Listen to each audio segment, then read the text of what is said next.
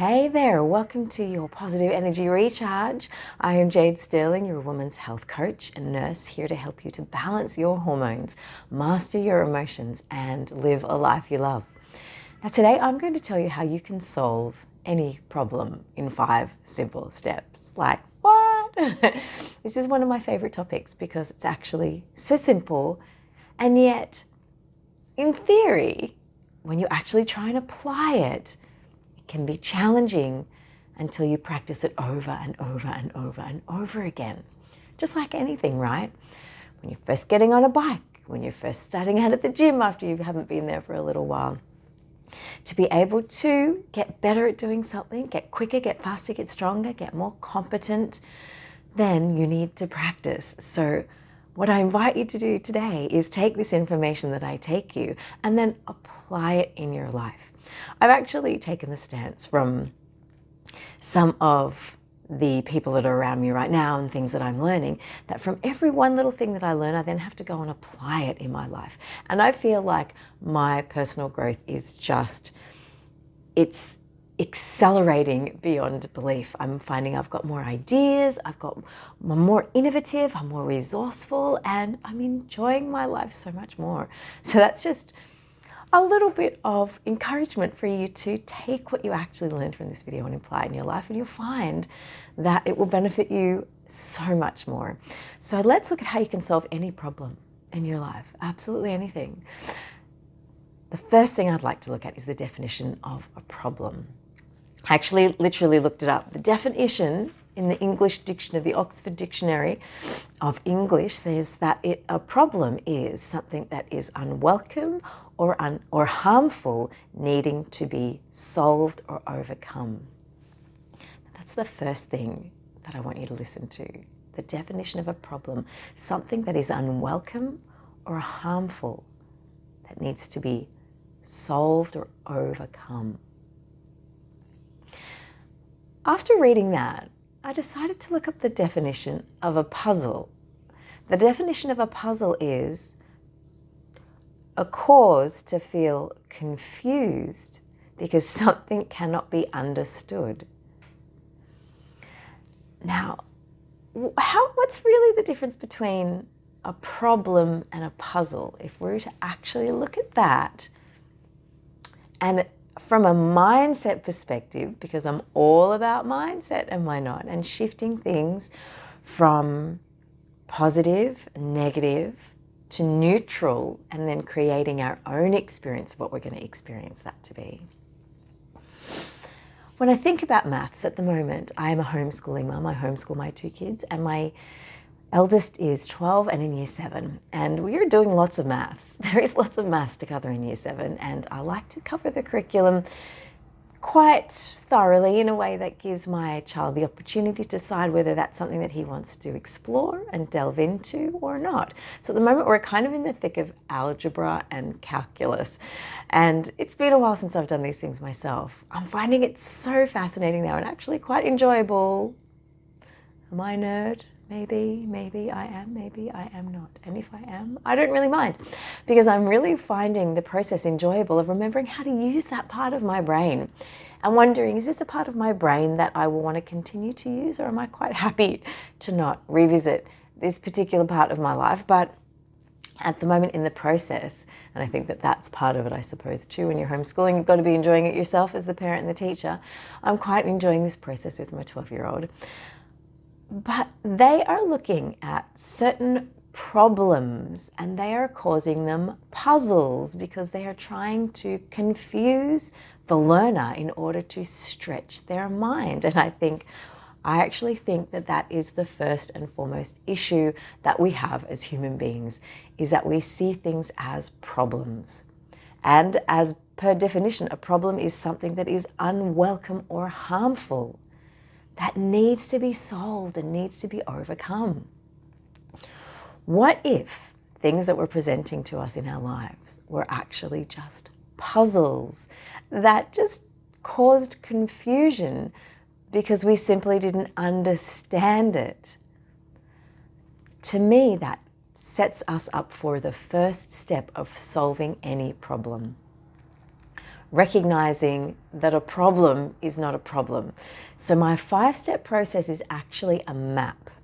You might have seen in some of my other videos, what I actually do is coach people through difficulties, either balancing hormones, mastering their emotions, or finding their purpose in life. Trying to find a little bit more energy and motivation and enthusiasm, particularly when you're in perimenopausal period of your life. But really, you can be anyone who is looking for peace and positivity and purpose. We use a compass when we get lost.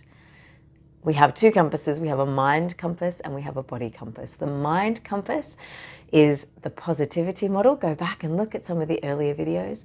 And the second is the body compass, which actually helps to tell our body where we are in space and time, and then helps us figure out where we want to go. The map is the key with getting us from over here when we are experiencing confusion and instability, in uncertainty, we're feeling lost, we're feeling like all our life consists of is yelling at children and getting up and waking up in the morning and going to work and living Groundhog Day, to over here where we are feeling at peace with where we are. We're feeling gratitude, we're feeling joy, we're actually excited about waking up in the morning and jumping out of bed.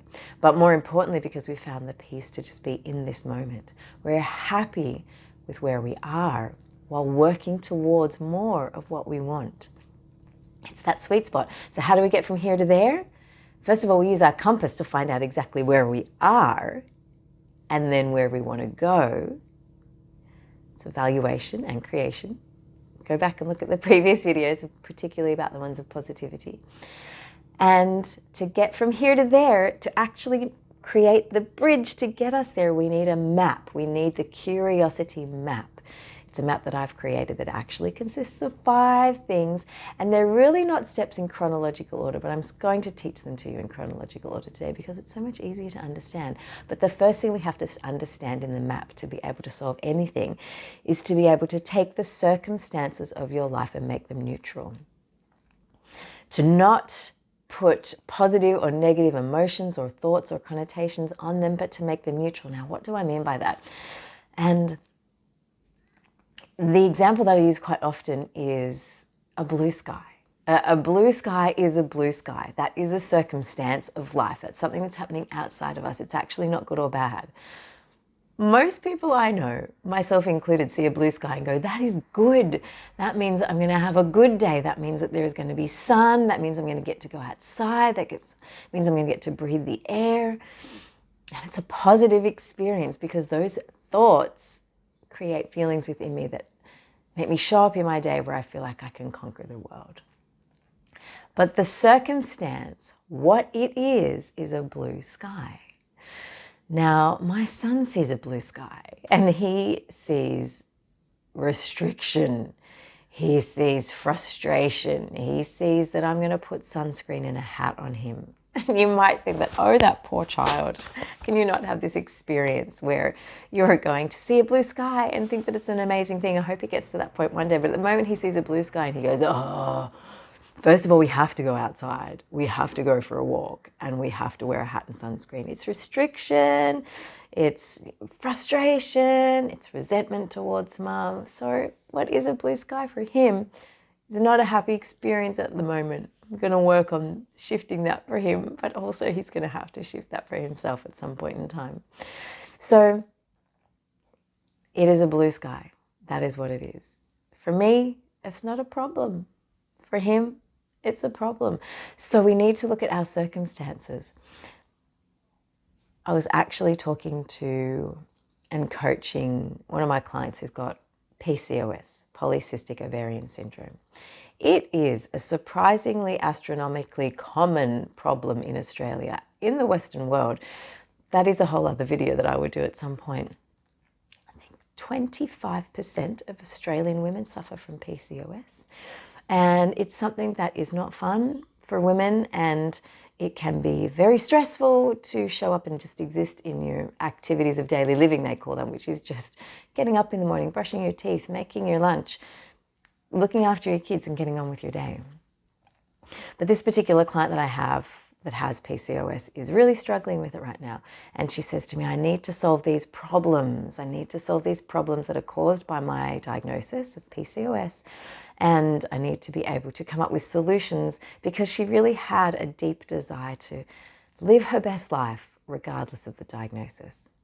But the issue was that she felt that the symptoms that she was having were causing her problems. And that was the first thing. Thinking something is a problem, unwelcome or harmful, straight away is going to lead you to what is actually step 2, where your thoughts are going and what your thoughts are doing with that information that typically tend to release negative emotion that creates how you show up and how you're going to experience that particular circumstance. So the first thing is neutralizing the problem. I said to her, you have polycystic ovarian syndrome. 25% of Australian women have polycystic ovarian syndrome. That is a circumstance. It's actually not good or bad. Like, what? It's true. It's just something that we can actually physically test, have a diagnostic test to be able to say you have this thing. And what we actually need to try and do is reframe it in a way that this is not a problem. The symptoms are not problems that are unwelcome or harmful. They're actually something that we are confused by, that we simply don't understand. And if we can just be confused by how in the world can we possibly live a life where we still find enjoyment and fulfillment and it still feels worthwhile while having polycystic ovarian syndrome, that's a puzzle that makes us curious. That's the curiosity map in action, where we need to be able to pull back the lens from feeling that it's a problem that we need to zoom in on and microscopically analyze. We actually do microscopically analyze it, but in a different way, where we pull back the lens to have a look to see, is this a problem? Or is this a puzzle that we need to solve? So that's step 1, identifying whether something is a problem for you, unwelcome or harmful, or a puzzle. That your brain is just confused, that it doesn't understand what's happening. From that place of just being confused and getting curious, that is actually where we can find solutions. And why? Because when we do think something is a problem, as I said, we have thoughts about that. I have another great example of a client who is experiencing hair loss in menopause. She was experiencing great amounts of hair loss that were causing her such distress, and she felt like it was getting worse. Well, it probably was. It actually was, but it probably was for a few reasons. Firstly, because she identified that her hair loss was a problem. Step 1. Step 2, she had a thought that it's a problem. Step 1 is actually that the hair loss is hair loss.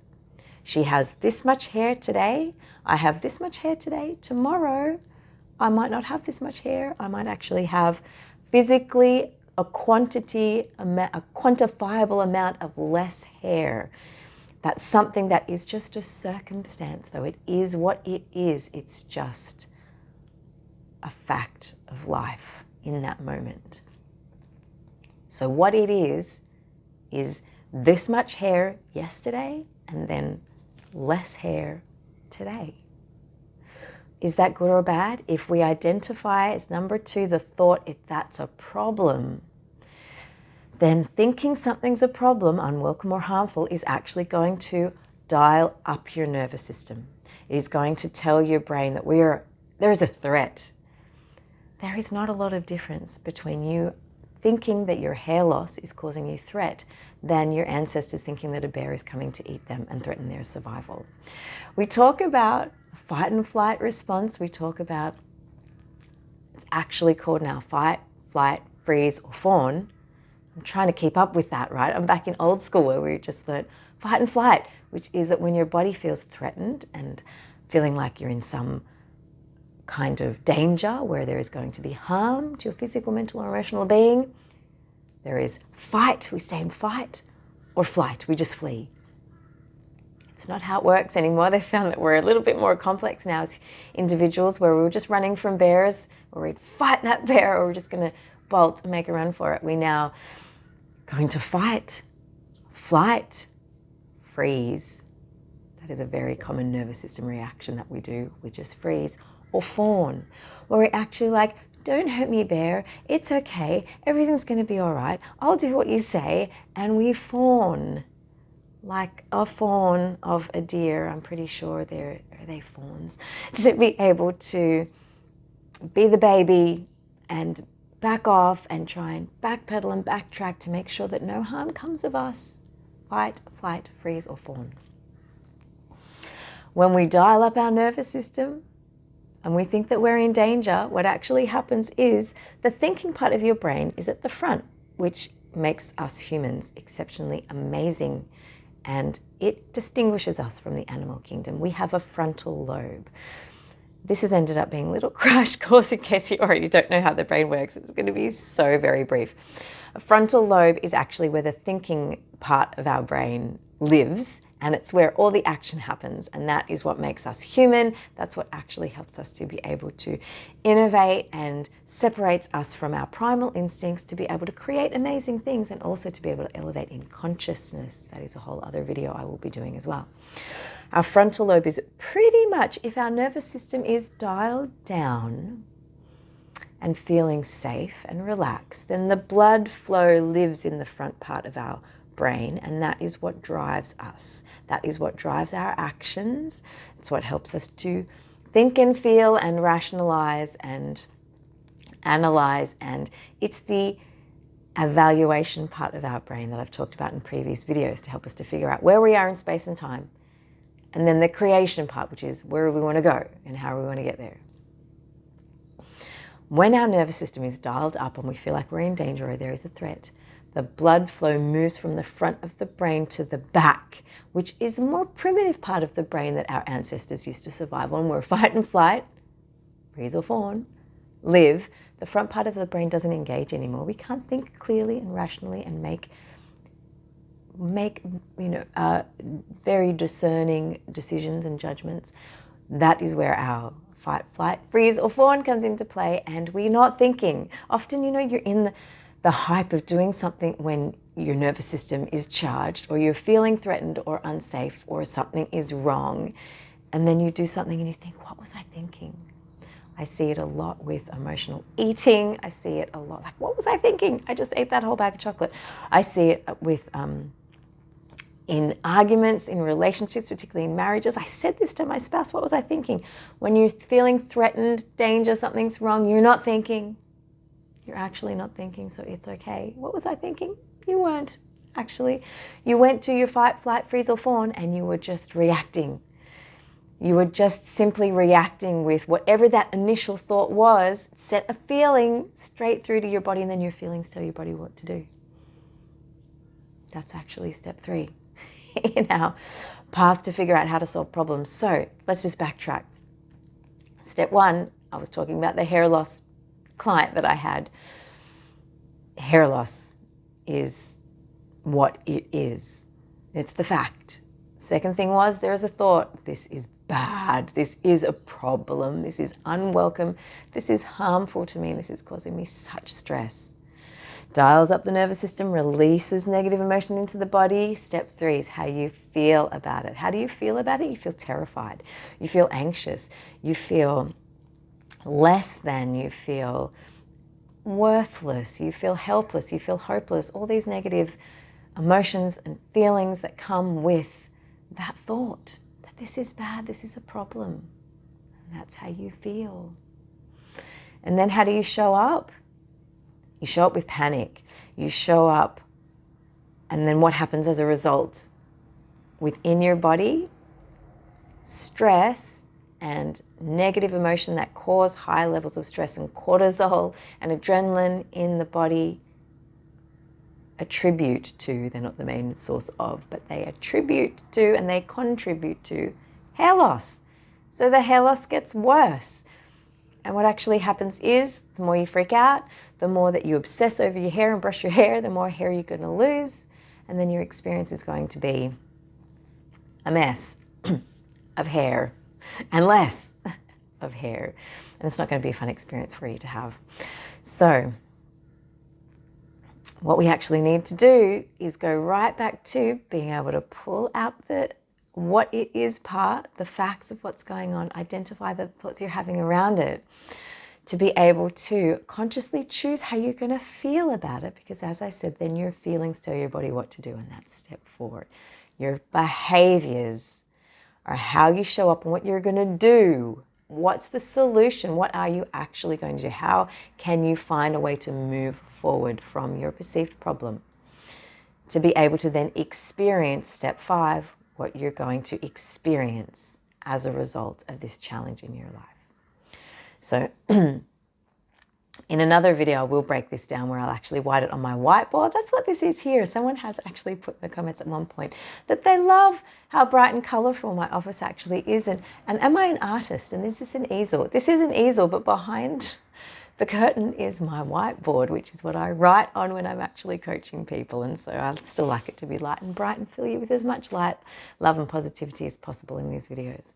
So our 5 steps really are identifying what it is and creating it as a fact, taking all of the emotion or the thoughts or the words that are heavily charged with some kind of idea about what that thing is, but actually just making it a very neutral circumstance. What it is, in this case, is hair loss.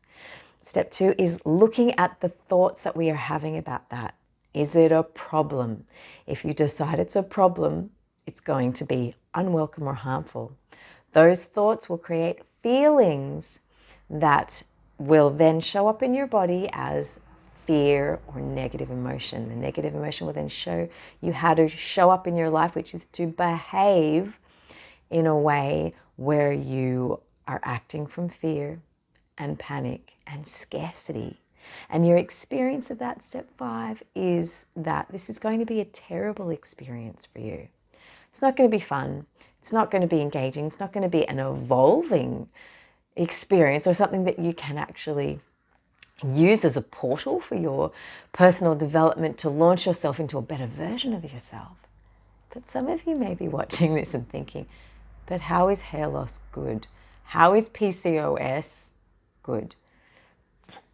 Now, we can find good and great and amazing things about these things, but if we can first neutralize it to help you make you realize that it is not actually bad, because whatever is actually happening to us in our lives is here working for us. It's not working against us, or it's not happening to us. Life is happening for you to be able to propel you into a better version of yourself. Like, what? Yes.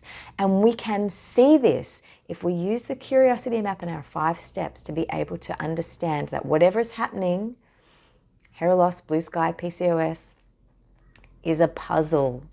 That your thought about it is that this is not a problem, something's unwelcome or harmful, but it is a puzzle. That your brain is just confused and just doesn't understand. Confusion is over here, where we don't understand what's happening. Clarity is over here when we understand what's happening and we know what to do. And when we've got tools like compasses and a map like the curiosity map, we can get there from confusion to clarity.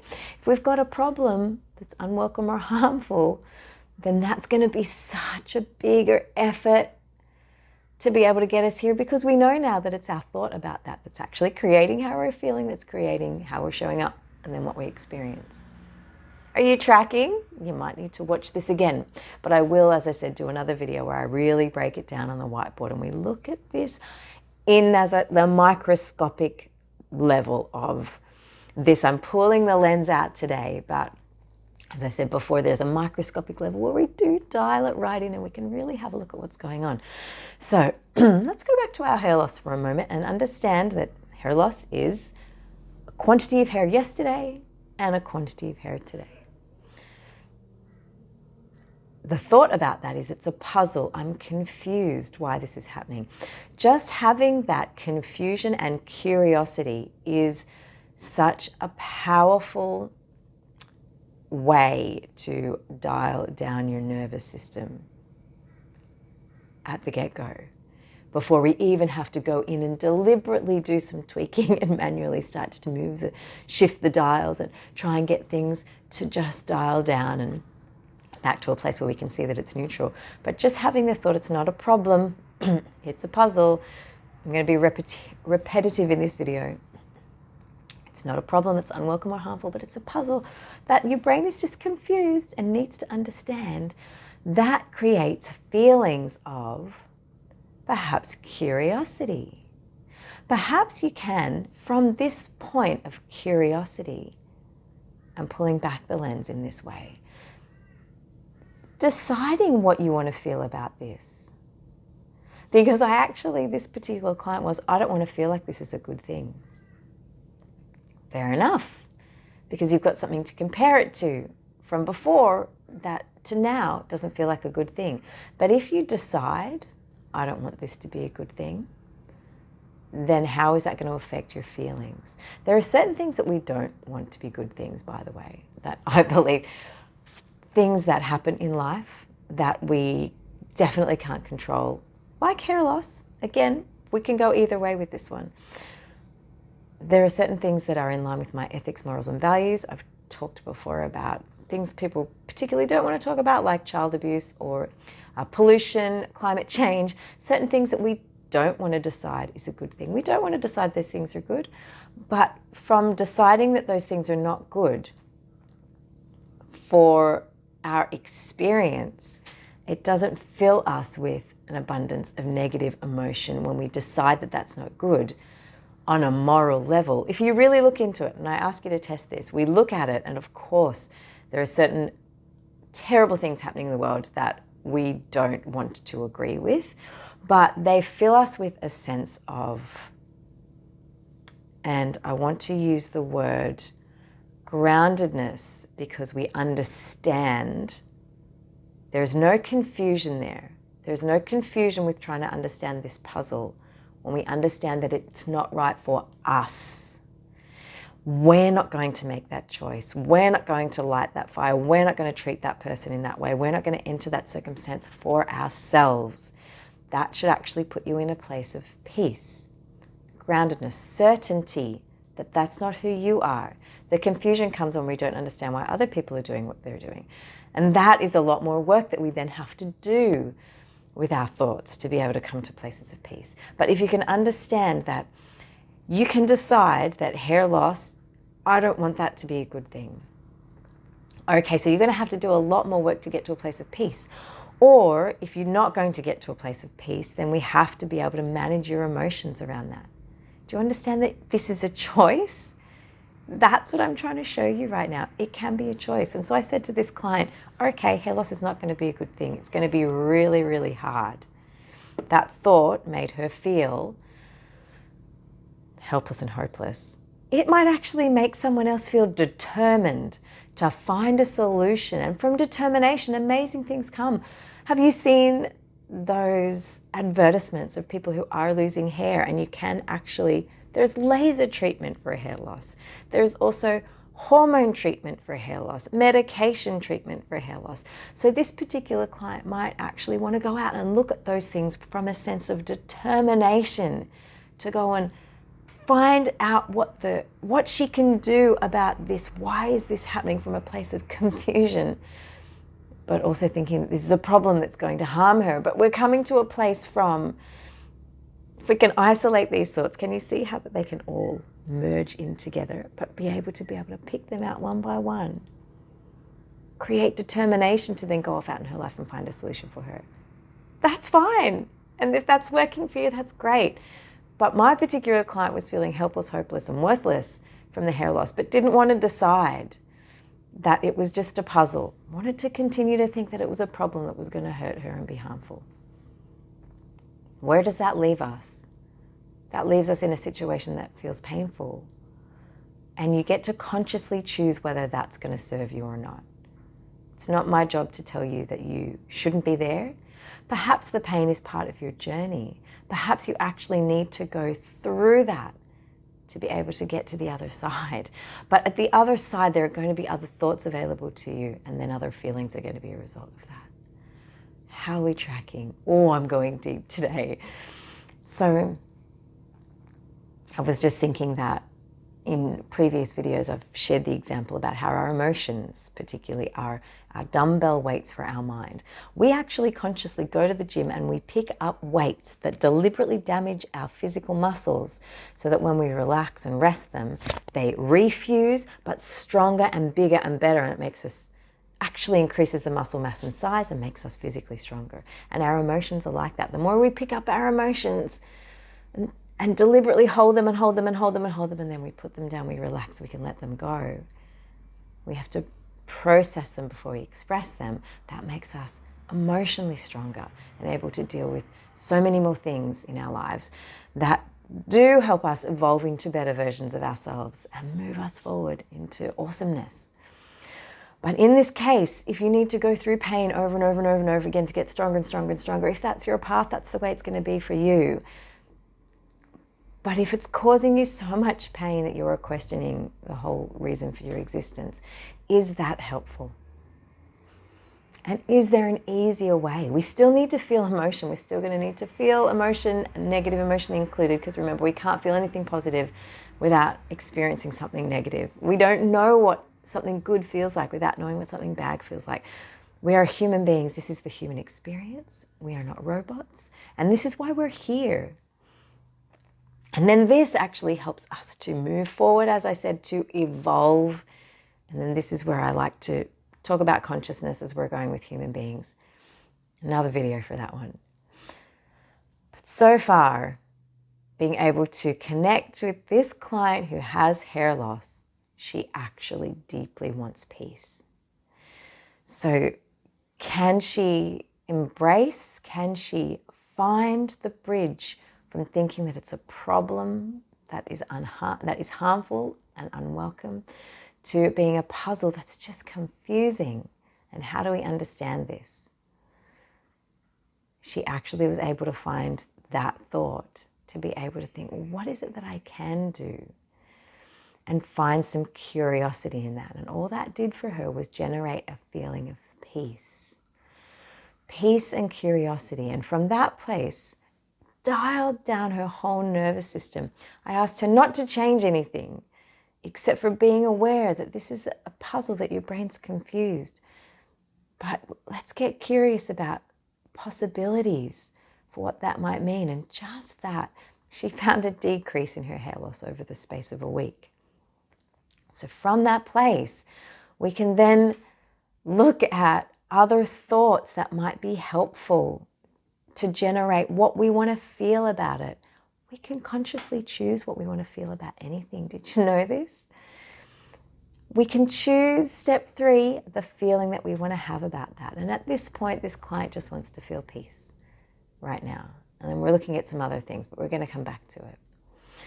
But then that peace helps to show up in the fact that she's not obsessively brushing her hair every day. She's not looking at the quantity. She's not looking so obsessively at what's actually happening in this situation. It's helped her just to pull the lens back. And her behaviors, step 4, how she's behaving in this way, is to just also realize that she's going and looking at and reading, getting curious. From that energy of curious, step 3, her behavior is going to look at different reasons why she might be losing hair at this time, but from a place of curiosity, not from anxiety and obsession.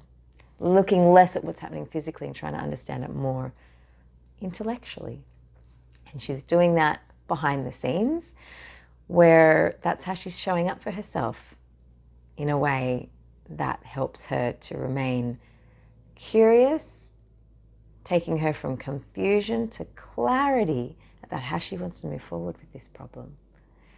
So this is how we solve any problem that you may be having. I get excited and sometimes my grammar just goes out the window. Let's just recap that, because this is the video for today that's kind of come full circle, and I hope you go back and watch it and retrack. Circumstances of what it is, things are happening in your life that you can't control. The blue sky, having PCOS, having hair loss, whatever it is just the facts. something you can actually prove in a court of law is a really great way of explaining what a fact is.